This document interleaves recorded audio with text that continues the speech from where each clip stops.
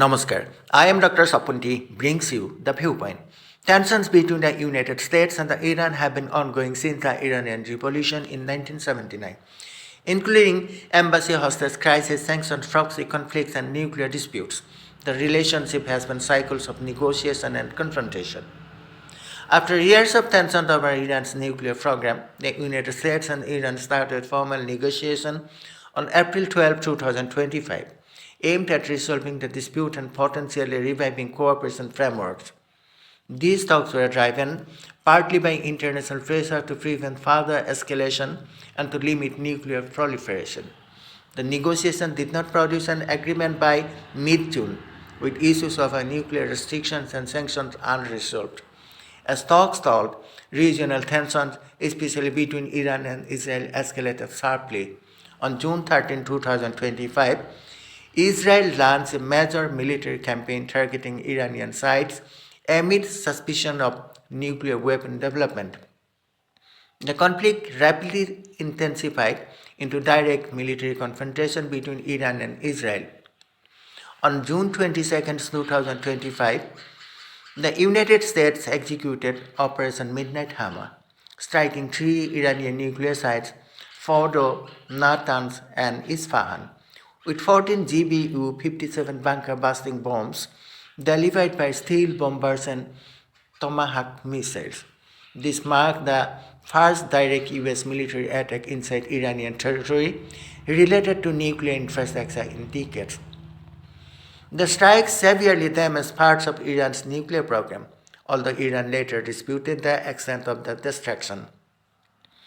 In response to the strikes, Iran vowed various forms of retaliation, including missiles and drone launches at Israeli territory and threats against US interests.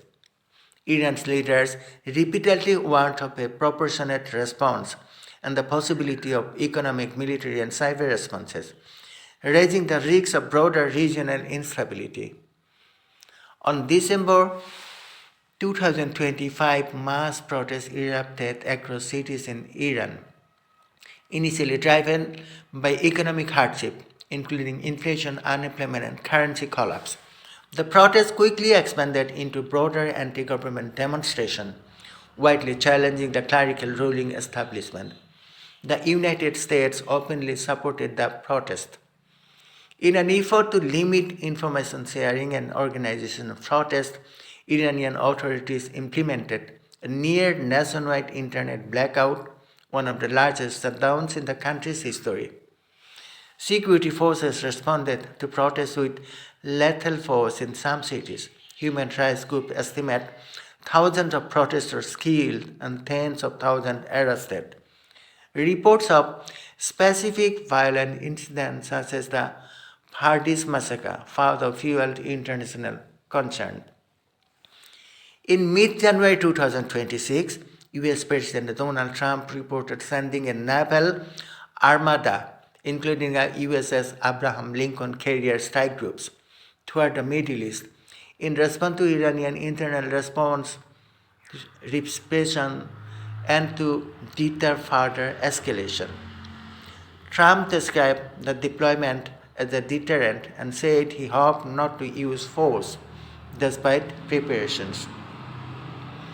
The United States also imposed sanctions on oil tankers associated with Iranian oil transfers, aiming to cut revenue that might be used for internal repression and influence operations. Additionally, United States officials pressured Iraq to curb Iran-aligned militia as part of broader effort to reduce Iran's regional influence. Gulf Arab states, including Saudi Arabia, Qatar, Oman, and Egypt, engaged both Washington and Tehran diplomatically, urging them to avoid war and emphasizing regional risks of military conflicts. What is the current situation? Iran leadership has warned that any attack will be treated as all-out war, pledging unspecified but strong retaliation if the US strikes Iranian territory again. Some Iranian clerics have suggested they may target US economic interests in the region if attacked. Protests and internal unrest remain a major challenge for the Iranian government, even as external tensions with US and regional powers persist. And that's all for now. Thank you.